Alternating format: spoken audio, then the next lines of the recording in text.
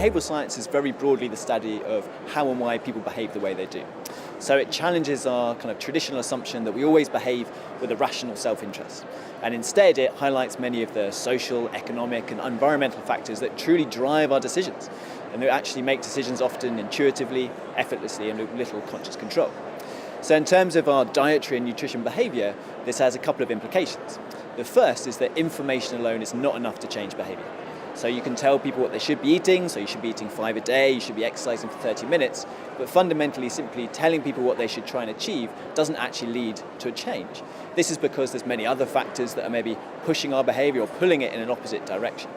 Therefore, in order to help people maybe eat better, exercise more, do better for the environment, we need to design products and services that guide and support people in making better decisions. There's lots of great examples of how governments, charities, businesses are applying behavioural science. So from, say, within government, one of the best recent examples is the 5p charge on plastic bags.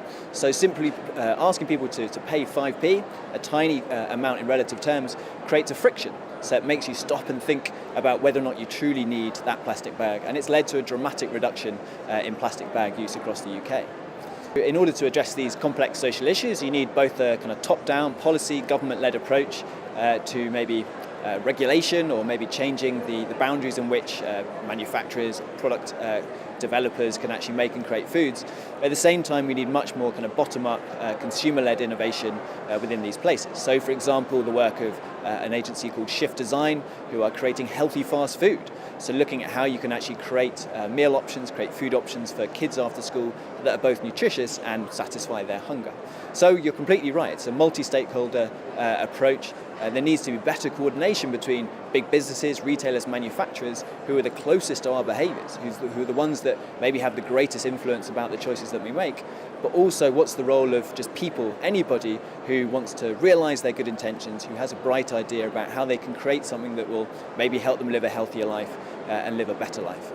I think there probably is a movement. I think this is partly driven by a kind of revolution within the behavioural sciences. So now this understanding that people simply don't make decisions based on deep innate preferences for maybe one product over another, and therefore actually there's much more responsibility on businesses, on government to guide those decisions. At the same time, I think there's more consumer pressure. I think there's more demand for things like maybe reductions in sugar, maybe even regulation, much like there was with the smoking ban. I think it's coming, but I don't think it's big enough yet. And I think more still needs to be done in order to support both kind of bottom-up innovation, but also think about how we can both help businesses develop new products that maybe are more in the interest of the consumer in terms of their health, but also are still commercial products, still generate revenue, and therefore fulfill both a commercial and a health benefit.